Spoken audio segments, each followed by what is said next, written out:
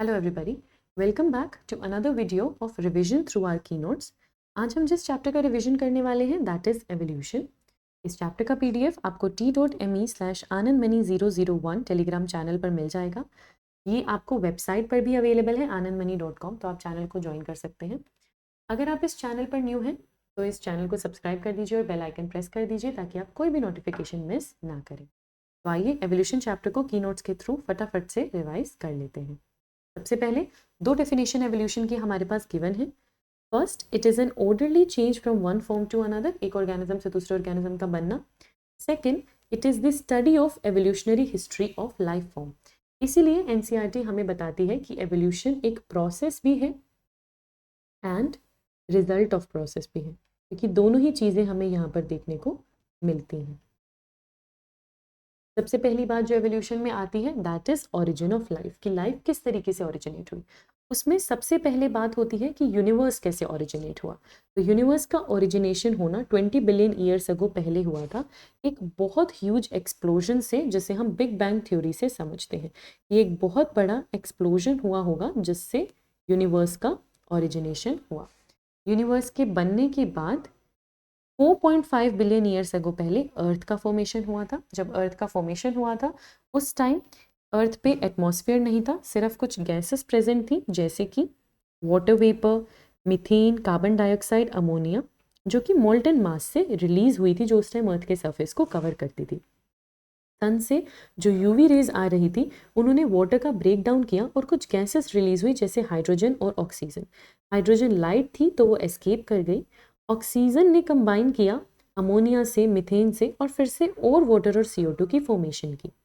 फिर धीरे धीरे ओजोन लेयर की फॉर्मेशन हुई। ओजोन लेयर की फॉर्मेशन हुई।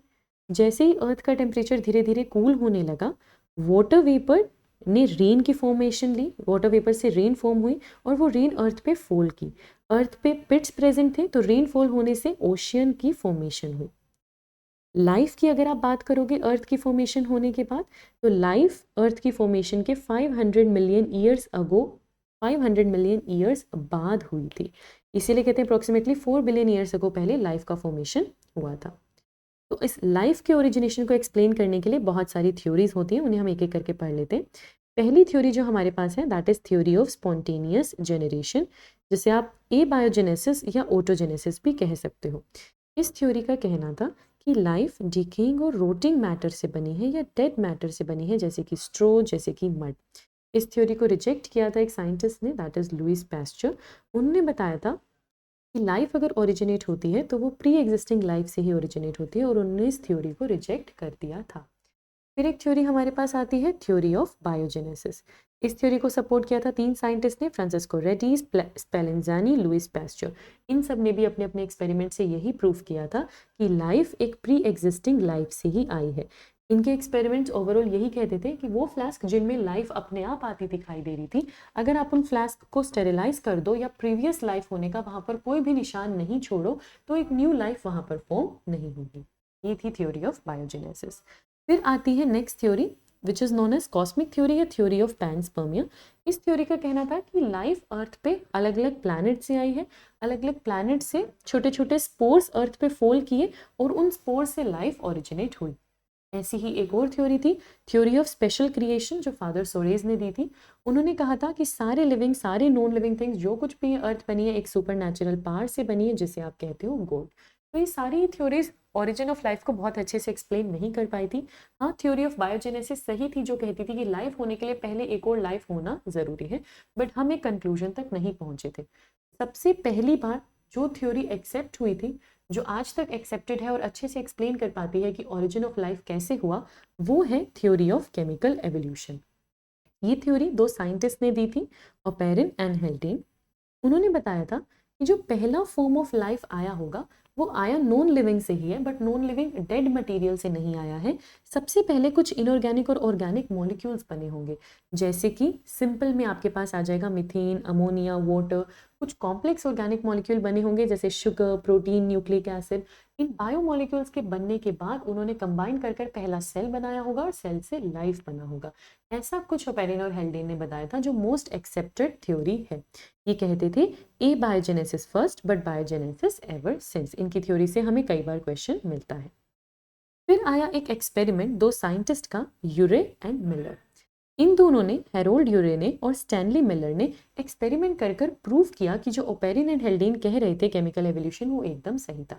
उन्होंने एक लैब में ऐसी कंडीशन क्रिएट की जो कि बिल्कुल वैसी थी जैसे हमारी प्रिमिटिव अर्थ पे रही होगी, यानी कि high temperature, volcanic storm, reducing atmosphere, और वो सारी गैसेस इन्होंने यहाँ पर ले ली जो उस टाइम एटमॉस्फेयर में प्रेजेंट थी, जैसे कि मीथेन, अमोनिया, वाटर वेपर और हाइड्रोजन। हाई टेम्परेचर देने के लिए 800 डिग्री सेल्सियस तक का टेम्परेचर वहाँ पर प्रोवाइड किया। वो शॉक कंडीशन क्रिएट करने के लिए उन्होंने इलेक्ट्रिक डिस्चार्ज दिया। एक क्लोज्ड फ्लास्क के अंदर ये सारी गैसेस ली हाई टेम्परेचर पे, और उन्होंने देखा कि फाइनली उन्हें मॉलिक्यूल्स मिले, बायोमॉलिक्यूल्स मिले। कुछ अमीनो एसिड का फॉर्मेशन हुआ था, शुगर्स का फॉर्मेशन हुआ था, नाइट्रोजनस बेस मिले थे, पिगमेंट्स मिले थे, फैट्स मिले थे। इस चीज़ से इन्होंने ये बात प्रूव कर दी थी कि 3 बिलियन ईयर्स अगो पहले non cellular form of life आया होगा, यानी ये बायोमॉलिक्यूल्स की फॉर्मेशन हुई होगी, जैसे कि आरएनए, प्रोटीन, पॉलीसेकेराइड, जिसमें हम आरएनए वर्ड के बारे में भी पढ़ते हैं। फिर ये सब बायोमॉलिक्यूल्स ने जुड़कर कोजरवेट्स बनाए होंगे, पहला सेल बना होगा और वहाँ से लाइफ का ओरिजिनेशन हुआ होगा। लाइफ का ओरिजिनेशन के बारे में तो हमको समझ में आ गया, लेकिन पूरे एवोल्यूशन के लिए कि एवोल्यूशन किस तरीके से आप कह सकते हो कि एवोल्यूशन हुआ है, क्या एविडेंसेस हैं जो प्रूव करते हैं कि हमारे पास एक एंसेस्टर थे और उन एंसेस्टर से इवॉल्व होकर नए ऑर्गेनिज्म बनते हैं। तो एवोल्यूशन को प्रूव करने के लिए कई सारे एविडेंसेस हैं, जिसमें पहला एविडेंस जो हमें जानना है that is paleontological evidences. Paleontology word का मतलब होता है फोसिल्स की स्टडी करना। फोसिल्स क्या होते हैं? जो लाइफ फॉर्म कभी प्रेजेंट रही होगी लेकिन अब प्रेजेंट नहीं है, उसके रेमिनेंट्स को ढूंढना, उसके इंप्रेशन को ढूंढना रॉक में, अर्थ क्रस्ट में, उसी को हम क्या कहते हैं? फोसिल्स कहते हैं। इसलिए एक टर्मिनोलॉजी यूज्ड है, एक स्टेटमेंट यूज्ड है कि fossils are written documents of evolution, जो रिटन में बता देंगे कि इस तरीके से एवोल्यूशन हुआ था, ये एंसेस्टर्स थे, ये पहले आए थे, ये ऑर्गेनिज्म बाद में आए थे। क्या क्या हेल्प हो रही है हमें फोसिल्स की स्टडी से? हम फाइलोजेनी स्टडी कर पा रहे हैं, एवोल्यूशनरी हिस्ट्री देख पा रहे हैं ऑर्गेनिजम्स की, इनकी वजह से हम हॉर्स का एवोल्यूशन स्टडी कर पाए। हमें कई कनेक्टिंग लिंक मिल रहे हैं, जैसे आर्कियोपेटेरिक्स, ये फॉसिल्स थे, ये अब एक्सटिंक्ट हो चुके हैं, लेकिन जब हमें ये फॉसिल्स के फॉर्म में मिले तो हमें पता चला एक ऐसे ऑर्गेनिज्म थे जिनमें रेप्टाइल के भी कैरेक्टर थे, बर्ड के भी कैरेक्टर थे, यानी रेप्टाइल से ही ओरिजिनेट हुई है बर्ड्स। एक्सटिंक्ट एनिमल्स की आप स्टडी कर पाते हो, जैसे कि डायनासोर्स। आपको वो जियोलॉजिकल पीरियड पता चल जाता है जिसमें आपका ऑर्गेनिज्म एग्जिस्ट किया होगा, क्योंकि जिस रॉक से आपको वो फॉसिल मिला है, उस रॉक की एजिंग से हम उस पीरियड का भी पता लगा सकते हैं। तो इन सब स्टडी से हमें पता चल गया कि किस तरीके से किस किस पीरियड में, किस किस टाइम में कौन कौन सी लाइफ फॉर्म आई और वो किस तरीके से ओरिजिनेट हुई। तो हम उनके टाइम स्पैन की स्टडी भी कर पाते हैं थ्रू फॉसिल्स। ये हो गया पहला एविडेंस। दूसरा एविडेंस हमारे पास आता है एवोल्यूशन के लिए, मॉर्फोलॉजिकल एंड एनाटॉमिकल एविडेंसेस। ये बहुत इंपॉर्टेंट एविडेंसेस हैं और मैक्सिमम क्वेश्चन आपको इसी टॉपिक में से मिलते हैं। पैटर्न हमने ये देखा हुआ है।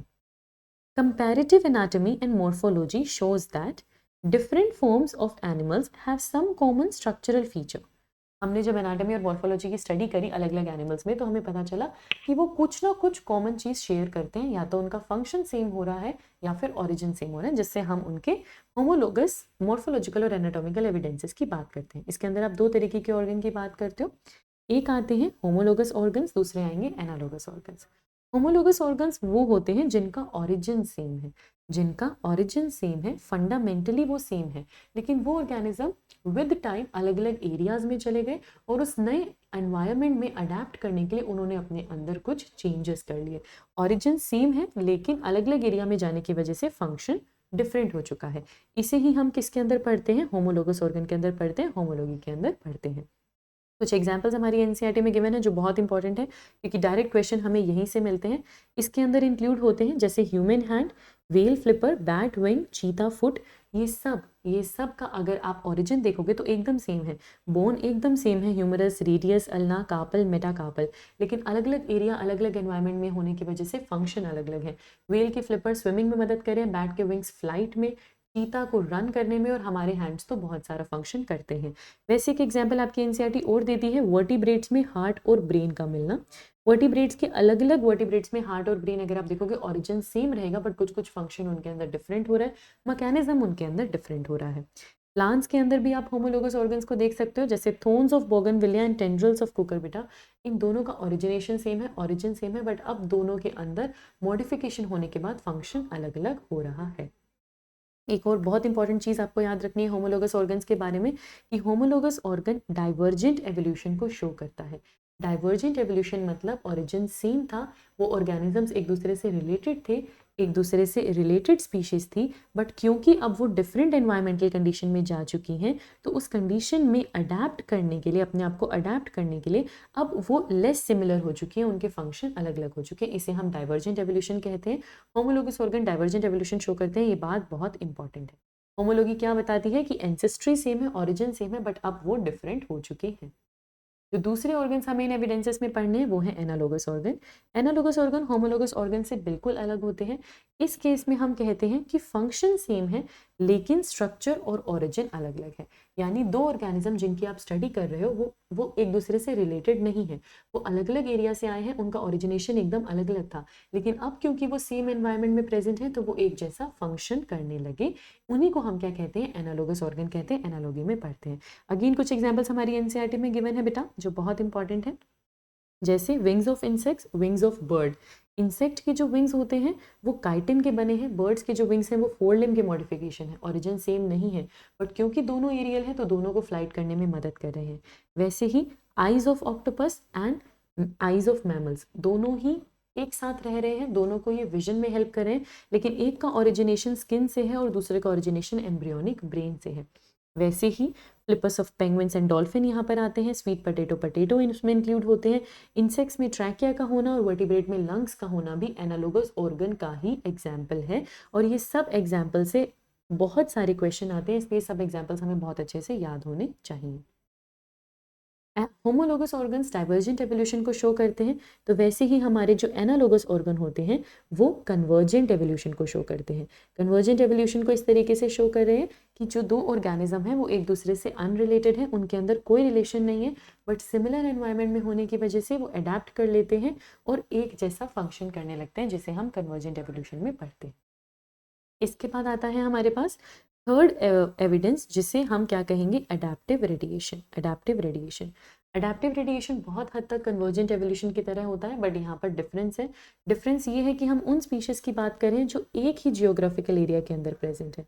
तो एक जियोग्राफिकल एरिया में मिलने वाली स्पीशीज जो कि सिमिलर थी, एक एरिया में मिलने वाली स्पीशीज जो कि सिमिलर थी। अडैप्टिव रेडिएशन बहुत हद तक डाइवर्जेंट एवोल्यूशन की तरह होता है, कन्वर्जेंट की तरह नहीं, क्योंकि ये स्पीशीज जो थी ये सिमिलर थी, लेकिन एक ही गिवन जियोग्राफिकल एरिया में न्यूट्रिएंट्स के या फिर रिसोर्सेज के लिमिट होने की वजह से और अपने आप को सर्वाइव करने के लिए वो अलग अलग तरीके से अडेप्ट कर लेती हैं। इसे हम कहते हैं अडैप्टिव रेडिएशन। कीवर्ड आपको याद रखना है, गिवन जियोग्राफिकल एरिया, इससे भी आपको क्वेश्चन मिलते हैं।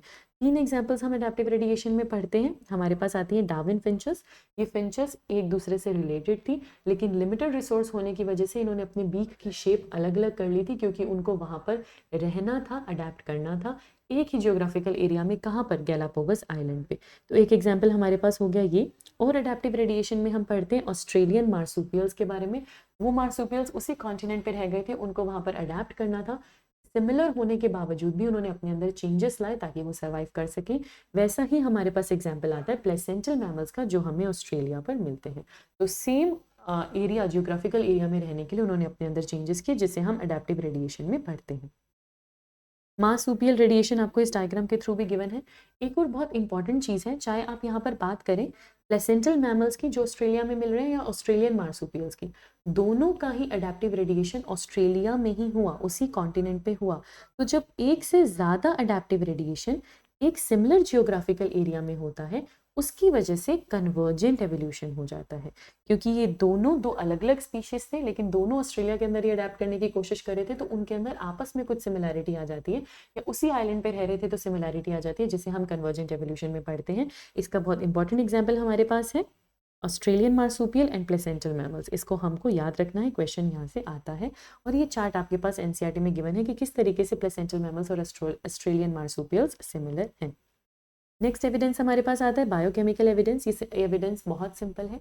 ये एविडेंस क्या कहता था कि बायोकेमिकल या बायोमोलिक्यूल्स की अगर आप बात करो, जैसे प्रोटीन्स हैं, जीन्स हैं, शुगर हैं, और भी बायोमोलिक्यूल्स हैं, तो बहुत सारे ऑर्गेनिज्म जो आपस में रिलेटेड हैं या अगर उनकी एंसेस्ट्री सेम है तो आप देखेंगे कि उनके अंदर जो मिलने वाले बायोकेमिकल्स हैं और जिस तरीके से मेटाबॉलिज्म हो रहा है वो भी सेम है। इस चीज़ से भी आप सेम एंसेस्ट्री का पता लगा सकते हैं। फिर नेक्स्ट एविडेंस हमारे पास आता है एम्ब्रियोलॉजिकल एविडेंस। ये बहुत इंटरेस्टिंग एविडेंस है। ये हमें किस साइंटिस्ट ने दिया था? अर्नस्ट हैकल ने दिया था। उन्होंने क्या कहा था कि एम्ब्रियोनिक स्टेज के अंदर मिलने वाले कैरेक्टर्स एंसेस्टर्स से मिलते हैं। बहुत सारे ऐसे कैरेक्टर्स जो वर्टिब्रेट की एम्ब्रियोज शो करते हैं वो एडल्ट के अंदर नहीं होते, लेकिन वो एम्ब्रियोनिक कैरेक्टर्स उनके एंसेस्ट्रल कैरेक्टर से मिलते हैं। इससे भी हम सिमिलर एवोल्यूशनरी हिस्ट्री का पता लगा सकते हैं।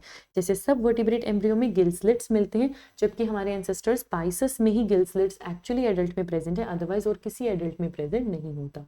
इस थ्योरी को रिजेक्ट किया था एक साइंटिस्ट ने, कार्ल अर्नस्ट वॉन बियर ने। इससे भी क्वेश्चन पूछा जाता है। वो इस थ्योरी में बिलीव नहीं करते थे। नेक्स्ट एविडेंस हमारे पास आ जाता है evidence for evolution by natural selection. ये बहुत इंपॉर्टेंट एविडेंस है जो बहुत अच्छे तरीके से एवोल्यूशन को एक्सप्लेन कर सकता है। नेचुरल सिलेक्शन क्या होता है? एक ऐसा प्रोसेस होना जिसके बाद सिर्फ वही ऑर्गेनिज्म सर्वाइव कर पाएंगे जो उस एनवायरनमेंट में रहने के लिए बेस्ट सूटेड है। एक लाइन में कहें तो survival of the fittest.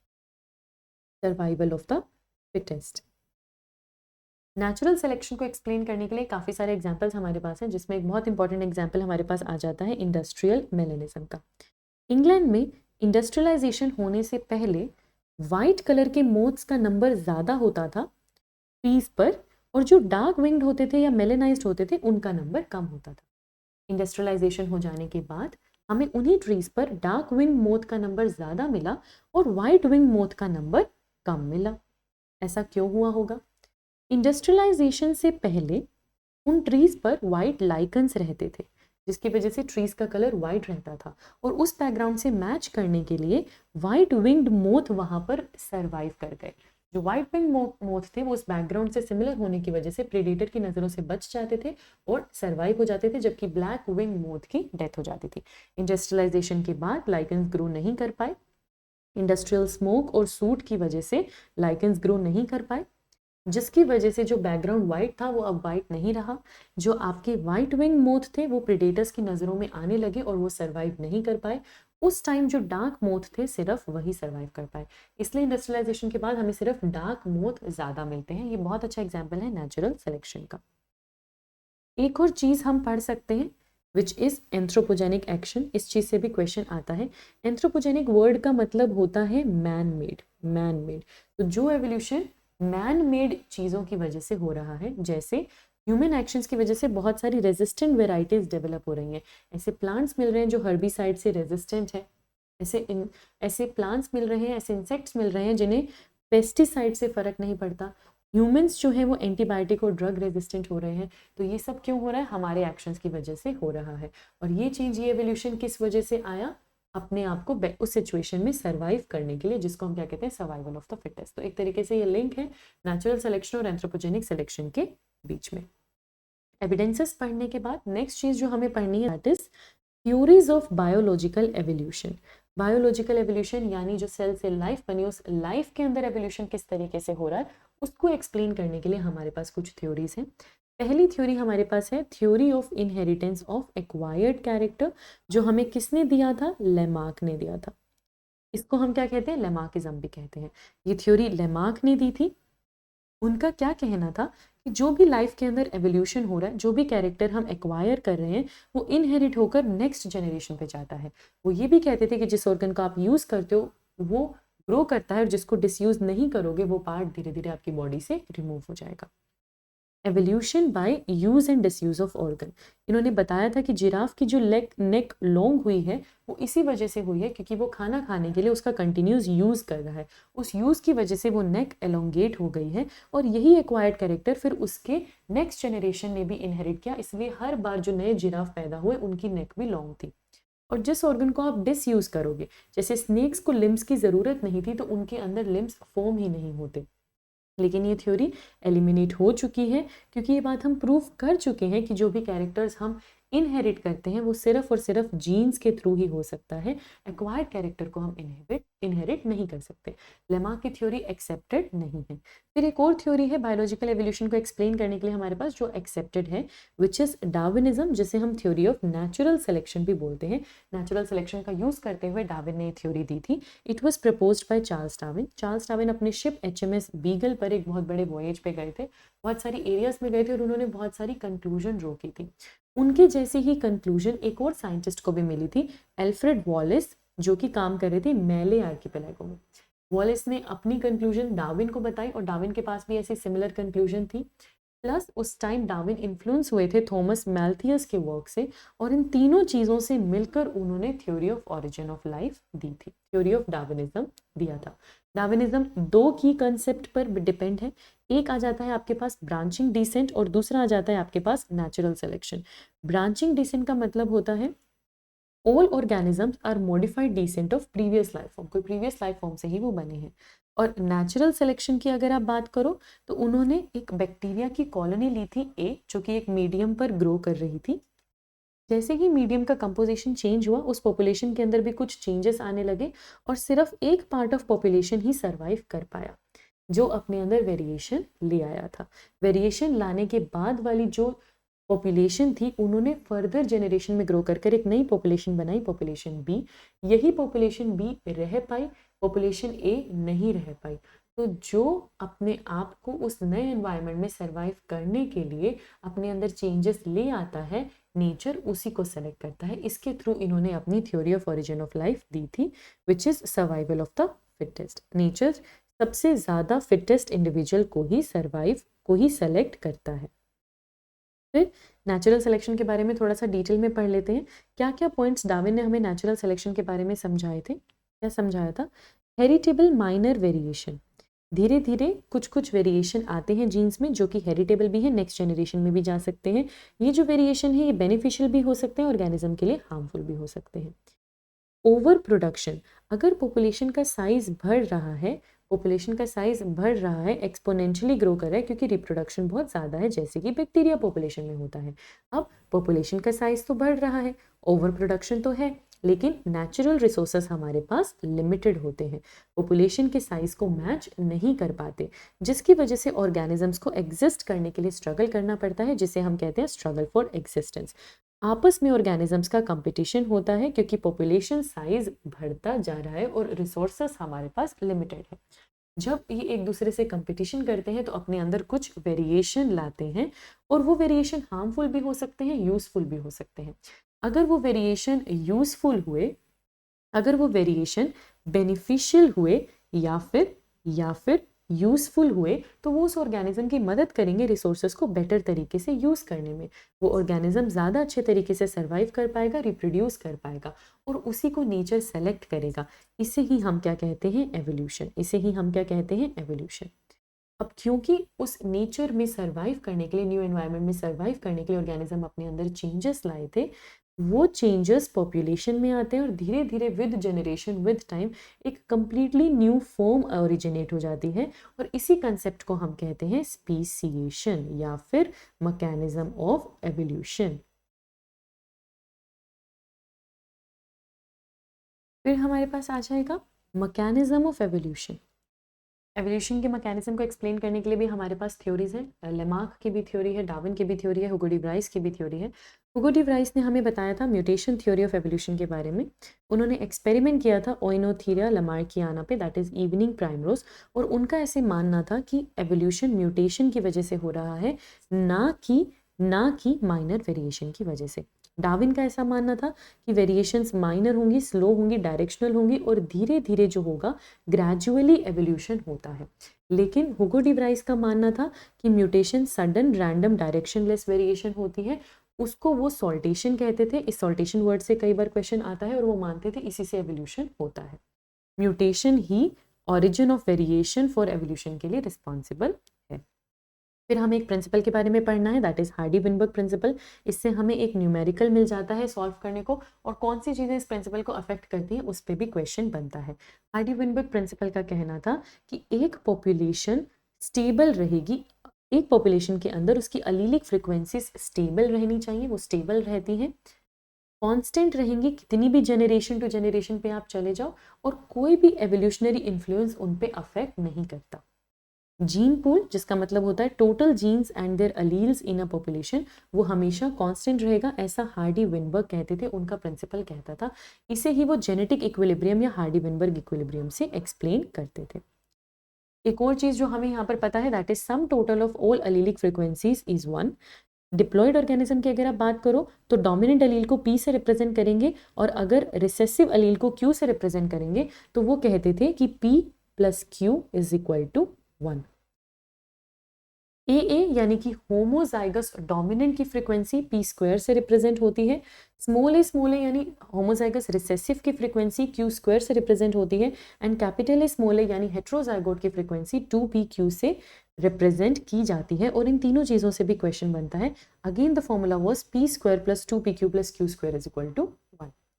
Change of frequency of allele in population cause disturbance in genetic equilibrium, और ये एवोल्यूशन की वजह से होगा। तो हार्डी-विनबर्ग अपनी स्टेबल इक्विलिब्रियम में, अपनी स्टेबल पॉपुलेशन में एवोल्यूशन को कंसीडर नहीं करते थे। वो कहते थे कि अगर फ्रीक्वेंसी ऑफ अलील चेंज होगी तो पॉपुलेशन में डिस्टर्बेंस क्रिएट होगा, इक्विलिब्रियम में डिस्टर्बेंस क्रिएट होगा। किन किन चीज़ों से हार्डी-विनबर्ग के इक्विलिब्रियम में डिस्टर्बेंस क्रिएट हो सकते हैं? सबसे पहली चीज़ आ जाएगी जीन माइग्रेशन। जीन माइग्रेशन मतलब जीन का फ्लो होना एक पॉपुलेशन से दूसरी पॉपुलेशन में, जिसकी वजह से जीन फ्रीक्वेंसीज चेंज हो जाएंगी। दूसरी चीज़ आ जाती है जेनेटिक ड्रिफ्ट।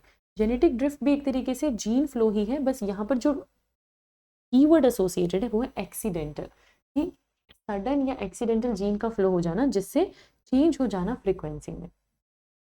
कभी कभी ये चेंज इतना ज़्यादा डिफरेंट हो जाता है कि एकदम ही न्यू सैंपल ऑफ पॉपुलेशन बन जाता है ओरिजिनल स्पीशीज से, और ओरिजिन पॉपुलेशन से एकदम डिफरेंट पॉपुलेशन बन जाती है। दो इफेक्ट इसके अंदर आप पढ़ते हो, एक फाउंडर इफेक्ट और एक बोटलनेक इफेक्ट। दोनों ही को एक्सप्लेन करने के लिए जेनेटिक ड्रिफ्ट हमारे पास होती है, बोटलनेक इफेक्ट या फिर फाउंडर इफेक्ट। तीसरी चीज़ जो इक्विलिब्रियम को अफेक्ट करती है वो है म्यूटेशन। म्यूटेशन की वजह से न्यू फिनोटाइप्स बनेंगे, ओवर जनरेशन उससे स्पीसीएशन होगा और इक्विलिब्रियम हैम्पर हो जाएगा। फिर जो चीज़ अफेक्ट करेगी दैट इज जेनेटिक रिकॉम्बिनेशन। इस पॉइंट से क्वेश्चन पूछा गया है, जेनेटिक रिकॉम्बिनेशन में क्रॉसिंग ओवर से जो वेरिएशन आएंगी इक्विलिब्रियम को हार्म करेंगी। और फिर इंपॉर्टेंटली नेचुरल सिलेक्शन, जो कि इक्विलिब्रियम को तो अफेक्ट करता ही है, क्योंकि नेचुरल सिलेक्शन में हम वेरिएशन की बात करते हैं।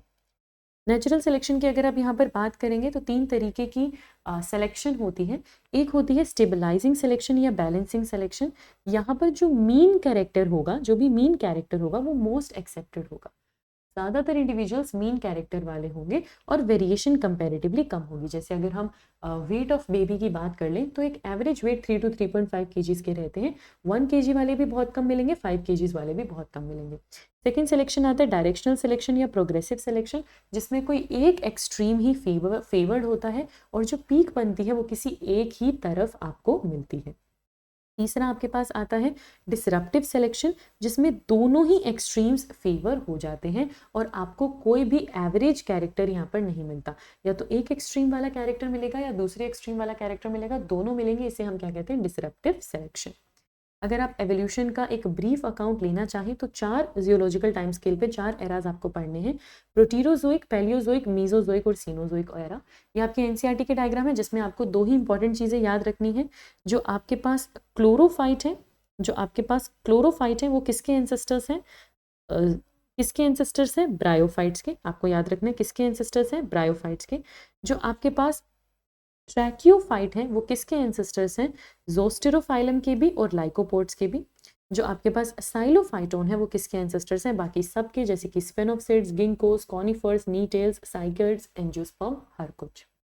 इस डायग्राम में जो आपको याद रखना है वो यही है कि अर्ली रेप्टाइल से यहाँ पर आप देख सकते हैं सौरोपसिड का बनना। सौरोपसिड एंसेस्टर है किसका? सौरोपसिड एंसेस्टर है मॉडर्न रेप्टाइल्स का। वो एंसेस्टर्स है बर्ड का। तो मॉडर्न डे रेप्टाइल्स और बर्ड्स के एंसेस्टर्स के लिए आपके पास आ जाते हैं सौरोपसिड। फिर यहाँ से एक और ब्रांच अलग से निकल रही है जो साइनेप्सिड की तरफ जा रही है। इसीलिए हम क्या कहते हैं कि जो साइनेप्सिड है वो कॉमन एंसेस्टर्स हैं किसके? मैमल्स। बस ये कुछ चीज़ें आपको इस डायग्राम से याद रखनी है। फिर आपके पास क्या आ जाता है, अलग अलग एरास, जिनको हम थोड़ा सा क्विकली रिवाइज कर लेते हैं। एरा में हमारे पास सबसे पहले आ रहे हैं प्रोटियोजोइक एरा। प्रोटेरोजोइक एरा 2500 से 541 मिलियन ईयर्स अगो। पहली cellular life 2000 million years ago बनी थी। कुछ सेल्स के अंदर एबिलिटी होती है फोटोसिंथेसिस करने की। Single celled organism multi cellular organism में धीरे धीरे कन्वर्ट हो रहे थे। नेक्स्ट एरा आता है पैलियोजोइक एरा 540 से 252 मिलियन ईयर्स अगो। इसके अंदर आपको 6 पीरियड्स पढ़ने को मिलते हैं। आपको नेम इतना इंपॉर्टेंट नहीं है, Cambrian, Ordovician, Silurian, Devonian, Carboniferous और पर्मियन। डेवोनियन के बारे में याद रखिएगा, it is known as age of fishes. It is known as age of fishes. 500 million years ago पहले इन्वर्टिब्रेट बने। 400 मिलियन ईयर्स अगो पहले लैंड प्लांट्स आए और 400 मिलियन ईयर्स अगो पहले अर्थ्रोपोड ने लैंड को इन्वेट किया। 350 मिलियन ईयर्स अगो पहले जोलेस फिशेस आई थी। 1938 में सीलोकैंथ फिश कोट हुई थी, जो हमें लगता था कि अभी तक एक्सटिंक्ट है, बट वो एक्सटिंक्ट नहीं थी। ये फिश, ये वो पहली फिश थी जो एम्फीबियन में कन्वर्ट हुई थी, इसीलिए इसको ancestors of modern day frog and salamander भी बोलते हैं। सीलोकैंथ के बारे में हमें पता होना चाहिए। 320 मिलियन ईयर्स को पहले सीवीड्स और कुछ प्लांट्स एग्जिस्ट करते थे। एम्फीबियन एंसेस्टर्स हैं किसके, रेप्टाइल्स के। रेप्टाइल्स ने थिक शेल्ड एग ले करते हैं जो कि सन में ड्राई अप ना हो। जाइंट फर्न्स या टेरिडोफाइट्स उस टाइम पर प्रेजेंट थे, पर वो सब फेल कर गए due to cold deposits slowly. धीरे धीरे वो जो है सब कुछ फेल कर गए। नेक्स्ट एरा जो आपको पढ़ना है दैट इज मीसोजोइक एरा 252 से 66 मिलियन ईयर्स अगो। मीसोजोइक एरा के बारे में याद रखिएगा, ये एज ऑफ रेप्टाइल्स है, ये एज ऑफ रेप्टाइल्स है। इसके अंदर 3 पीरियड आते हैं, ट्रायसिक, जुरासिक और क्रिटेशियस। और जुरासिक को मेजरली एज ऑफ रेप्टाइल्स बोला जाता है, जहाँ पर आपके रेप्टाइल्स डोमिनेंट थे। लैंड रेप्टाइल्स, डायनासोर्स की हम यहाँ पर बात करें, जिनमें टिरानोसोरस, ट्राइसेराटॉप्स, टिरानोडॉन्स, स्टेगोसोरस, ब्रैकियोसोरस सब इंक्लूडेड है। जो टिरानोसोरस रेक्स है वो लार्जेस्ट डायनासोर होता है, 20 फीट इन हाई, बहुत फियरसम और dagger like teeth. 200 million years अगो कुछ लैंड रेप्टाइल्स वापस वाटर में चले गए थे फिश लाइक रेप्टाइल्स बनने के लिए। इसके अंदर आता है ichthyosaurus which is limbless. Ichthyosaurus limbless amphibian है, लिम्बलेस है क्योंकि कुछ रेप्टाइल्स वापस चले गए थे पानी में फिश लाइक रेप्टाइल बनने के लिए। पहली टूथ्ड बर्ड भी यहीं पर ओरिजिनेट हुई थी।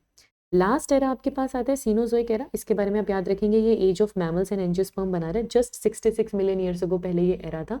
इसमें 2 पीरियड आते हैं, एक टर्शरी पीरियड आता है, एक क्वार्टिनरी पीरियड आता है। इसी को आप एज ऑफ मैन भी बोलते हो, इसी को आप एज ऑफ मैन भी बोलते हो। 65 मिलियन ईयर्स को पहले डायनासोर्स कंप्लीटली एक्सटिंक्ट हो गए थे। कहा जाता है कुछ क्लाइमेटिक चेंजेस ने इनको किल किया, लेकिन अभी तक हमें एग्जैक्ट रीजन नहीं पता।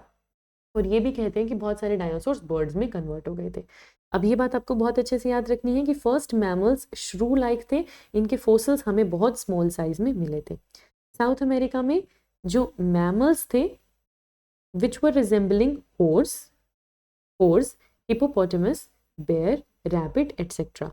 इस कॉन्टिनेंटल ड्रिफ्ट की वजह से जब साउथ अमेरिका ने नॉर्थ अमेरिका को ज्वाइन कर लिया था, तो ये एनिमल्स को ओवरराइड कर दिया था नॉर्थ अमेरिका की फोना में। कुछ ऐसे मैमल्स थे जो इनको रिप्रेजेंट करते थे, but due to the continental drift ऐसा नहीं हो पाया। कॉन्टिनेंटल ड्रिफ्ट की वजह से ऑस्ट्रेलियन मार्सुपियल सर्वाइव कर पाए, क्योंकि उस एरिया में ऑस्ट्रेलिया बाकी सब कॉन्टिनेंट से अलग हो गया था, वहां पर इतना कंपटीशन नहीं था, इसलिए ऑस्ट्रेलियन मार्सुपियल सर्वाइव कर पाए। लेकिन जो साउथ अमेरिका वाले कुछ मैमल्स थे वो नॉर्थ अमेरिका की फोना से ओवरराइड हो गए थे। लास्ट चीज जो आपको इस चैप्टर में पढ़नी है that is origin and evolution of man. Man की एवोल्यूशन के बारे में आपको याद रखना है, इनका सीक्वेंस जो शुरू हुआ था ड्रायोपिथेकस और रामापिथिकस से। ये हेयरी थे, गोरिल्ला की तरह वॉक करते थे, चिंपैंजी की तरह वॉक करते थे। ड्रायोपिथिकस एप लाइक थे और रामापिथिकस मैन लाइक थे। फिर उनसे ओरिजिनेशन होता है किसका, मैन लाइक प्राइमेट्स का, जिनकी हाइट है अप्रोक्सीमेटली 4 फीट तक की। मैन लाइक बोन्स आपको इनके फॉसिल्स में मिली थी, और इनके फॉसिल्स हमें मिले थे इथोपिया और तंजानिया से। फिर आते हैं आपके पास ऑस्ट्रेलोपिथिकस, ये ईस्ट अफ्रीकन ग्रासलैंड में मिले थे, स्टोन वेपन से हंट करते थे और फ्रूट्स खाते थे। इनकी क्रेनियल कैपेसिटी आप याद रख सकते हैं, क्रेनियल कैपेसिटी इंपॉर्टेंट है, तो क्रेनियल कैपेसिटी लिख लीजिए 500 सीसी, याद रखिएगा 500 सीसी। फिर आते हैं उसके बाद हमारे पास होमो हैबिलिस, जो फर्स्ट ह्यूमन लाइक बींग्स थे, होमिनिड थे। इनकी ब्रेन कैपेसिटी थी 900 सीसी। ब्रेन कैपेसिटी याद रखनी है 900 सीसी। ये मीट नहीं खाते थे, फिर 1.5 मिलियन ईयर्स अगो पहले आए होमो इरेक्टस, जिनको जावा मैन कहते हैं। इनका ब्रेन बहुत लार्ज था। इनकी ब्रेन कैपेसिटी अगेन हमको याद रखनी है 900 सीसी, और ये मीट खाते थे। फिर 1 लाख से 40,000 ईयर्स अगो पहले आए होमो निएंडरथल्स, जो कि आपके निएंडरथल मैन हो गए।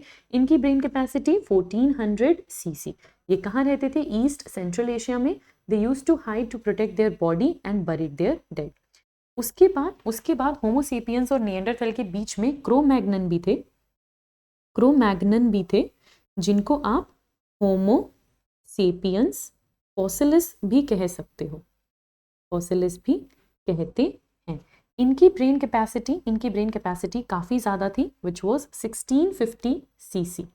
और फिर आए 75,000 से 10,000 ईयर्स अगो पहले Homo sapiens, which is modern man, जिनकी क्रेनियल कैपेसिटी हम कितनी याद रखते हैं? 1450 सीसी। एवोल्यूशन ऑफ मैन में क्रेनियल कैपेसिटी याद रखना बहुत इंपॉर्टेंट है। होमोसेपियंस की अगर आप बात करोगे तो ये प्री हिस्टोरिक केव आर्ट आ जाएगा, एग्रीकल्चर और सेटलमेंट्स हो गई थी, और ये सारी चीज़ें यहाँ पर आ जाएंगी। तो एवोल्यूशन ऑफ मैन में क्रेनियल कैपेसिटी याद करना बहुत ज़रूरी है, और इनका सीक्वेंस याद करना बहुत ज़रूरी है, which start from dryopithecus, ramapithecus, australopithecus, homo habilis, homo erectus, homo Neanderthal, homo sapien fossilis and homo sapien sapien. Sequence और क्रेनियल कैपेसिटी को बहुत अच्छे से याद रखिएगा, Australopithecus 500 cc, Homo habilis 650 cc, Homo erectus 900 cc, Homo neanderthal 1400 cc, and Cro-Magnon 1650 cc, and Homo sapiens 1450 cc. Thank you so much. अगर video पसंद आया हो तो वीडियो को लाइक कीजिएगा। मिलते हैं नेक्स्ट वीडियो में नेक्स्ट चैप्टर के रिवीजन के साथ।